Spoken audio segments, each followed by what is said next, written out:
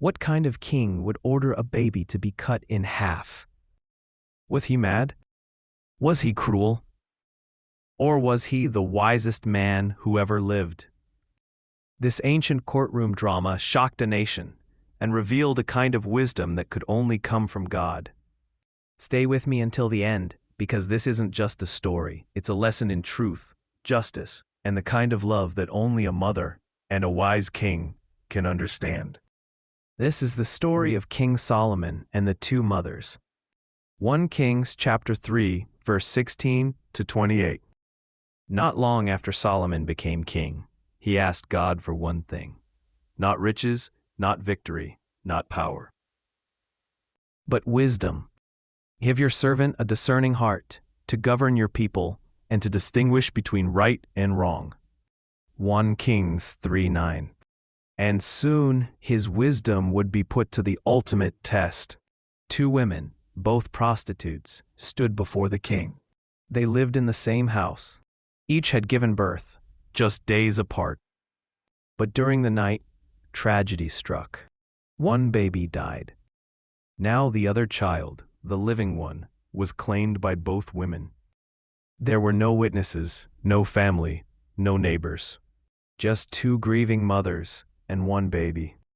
And they were looking to Solomon to decide who the real mother was. The first woman cried out, "My lord, this woman and I live in the same house. While I slept, she switched my baby with her dead one. But when I looked at him in the morning, I saw this was not my child." 1 Kings 3:17 to 21, paraphrased. The second woman shouted back, "No, the living one's mine. The dead one is hers." They argued before the king, each demanding justice, each claiming truth. Then Solomon does something shocking. "Bring me a sword," he says. A sword is placed in the king's hand. He raises it and declares, "Cut the living child in 2 and give half to one and half to the other." 1 Kings 3:25. Gasps fill the courtroom. Is he serious? One woman's face twists in horror. She pleads, "Please, my lord, give her the living baby. Do not kill him." The 1 Kings chapter 3, verse 26. But the other woman, cold and bitter, says, "He shall be neither mine nor yours. Divide him." In that moment, Solomon saw everything he needed to see. The real mother was revealed, not by her words, but by her heart. Then Solomon gave his verdict. "Do not kill the child. Give him to the first woman. She is his mother." 1 Kings 3:27. Justice was served, not with force, not with proof, but with discernment and divine wisdom. All of Israel heard what the king had done, and they were amazed. They held the king in awe because they saw that he had wisdom from God to administer justice. 1 Kings 3:28. It wasn't about trickery. It wasn't about spectacle.